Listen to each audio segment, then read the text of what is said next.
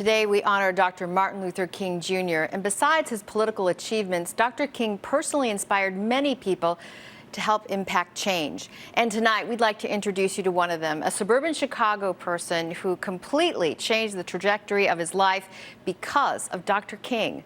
LeeAnn Trotter has his story. It's known as Bloody Sunday, March 7, 1965, the day when civil rights marchers were brutally attacked in Selma, Alabama.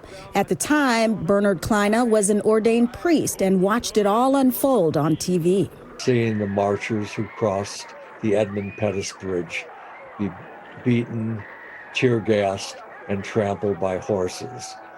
And at that moment, I knew I couldn't just watch TV.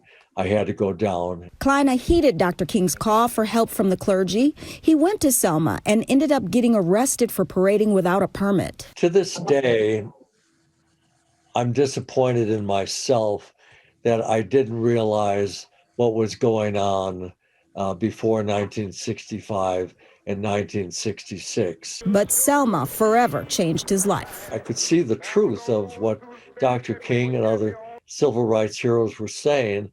And I just knew that that's what I believed in, and that's what I wanted to fight for. So when Dr. King visited Chicago later that year, Bernard Kleine was there photographing all the action, as well as marching for the cause. One of the marches that I was in was really a vicious march, and we were hit with rocks and bottles and cherry bombs.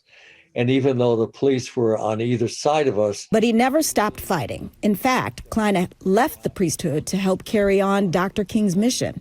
For more than 40 years, Kleine headed up the Hope Fair Housing Center in Wheaton, fighting against housing discrimination, segregation, and economic parity. We were able to achieve a great deal through litigation and through teaching and trying to make life a little better for everyone. Although Kleine managed to photograph Dr. King up close on many occasions, one of his biggest regrets is never actually meeting Dr. King. But the times were never right.